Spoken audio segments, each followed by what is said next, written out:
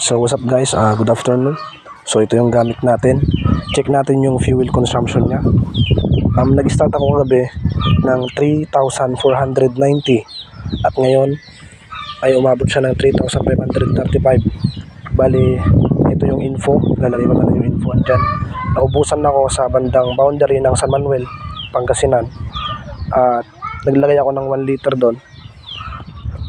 Nag-start ng 3,490 at umabot siya ng 3,535 at meron pa po yan, meron pa siyang gas, hindi pa siya ubos. Ayan, umaandar pa siya, meron pa siyang gas. So i-check natin mamaya kung hanggang saan naabot yung gas consumption niya, hanggang saan naabot yung kilometer per liter niya. So update ko kayo mamaya, ubusin lang natin yung gas niya. Stay tuned mga kaibigan. So yun, nagkakaalaman na. Dito na po naubos yung ating gas. Andarin natin, hindi po yan naka-kill switch ha.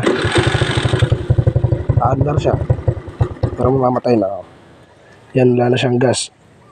Ubos na po. So nagtapos tayo ng masyadong maliwanag 3,541 kilometers. Nag-start tayo ng 3,490. So i-compute natin ngayon yan. Bali may dala naman tayong gas dito.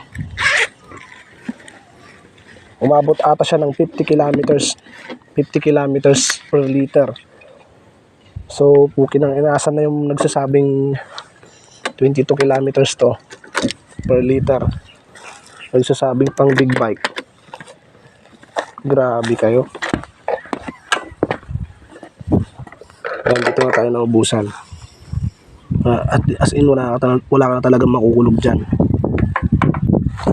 So maglalagay na tayo.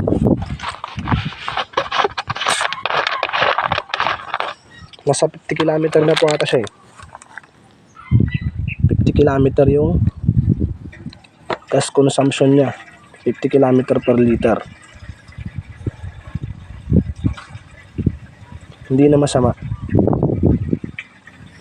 Bali ang odo ko is yun nga 3,541 odo. Naglagay na tayo.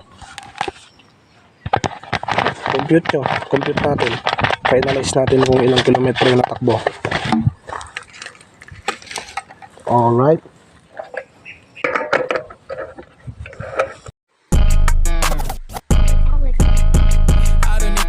Para lang pumera, kaya kong kumayod kahit meron na wala akong puta. Yeah, I'm making waves, galing to sa ghetto. Dating zero ngayon